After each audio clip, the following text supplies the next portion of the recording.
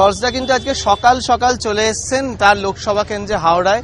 সেখানে এই মুহূর্তে তিনি তার দলীয় কর্মী, সাধারণ মানুষ, তাদের সবার সঙ্গে আজকে দোলের দিনটা উপভোগ করতে এসেছেন।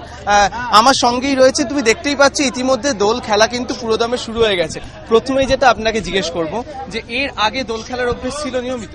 হ্যাঁ, সবসময় মানে দোলের সময় আমরা সবসময় দোল খেলতামই, কিন্তু বন্ধু বান্ধবের সার্কেলের মধ্যে আমরা খেলতাম।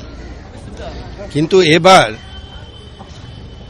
একটা আলাদা জিনিস আমি পেয়েছি, আর সেটা হচ্ছে অনেকগুলো নতুন বন্ধু যারা আছেন এখানে আছেন, তুষার বাবু, অম্বুজ বাবু, আমাদের উমেশ ভাই, আর সব আমাদের কর্মীগুলো, এরা আমার নতুন বন্ধু।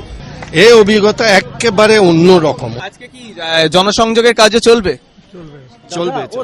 আমার যিনি এই প্রেসিডেন্ট তুষার বাবু, আর এই ছেলেটা হচ্ছে কথা বলতে বলতেই রং খেলা চলছে, এতটাই উচ্ছ্বাস গোটা এলাকা জুড়ে রয়েছে।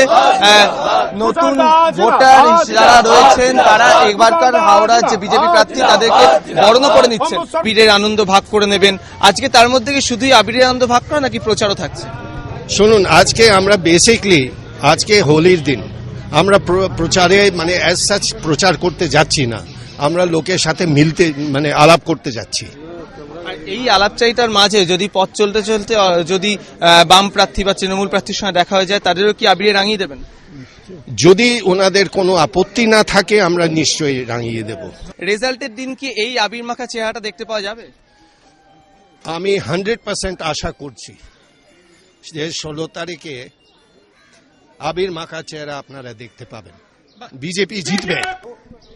উনি এখানে সবার সঙ্গে মেতে উঠেছেন, রঙের আনন্দে মেতে উঠেছেন। এরপরে আস্তে আস্তে গোটা পাড়া ঘুরবেন, যাদের পথ চলতি মানুষ তাদেরকে আবিরে রাঙিয়ে দেবেন জর্জ বেকার, এবং এইভাবেই আজকে দোলের দিনটা নতুনভাবে উপভোগ করতে তৈরি হয়েছেন তিনি।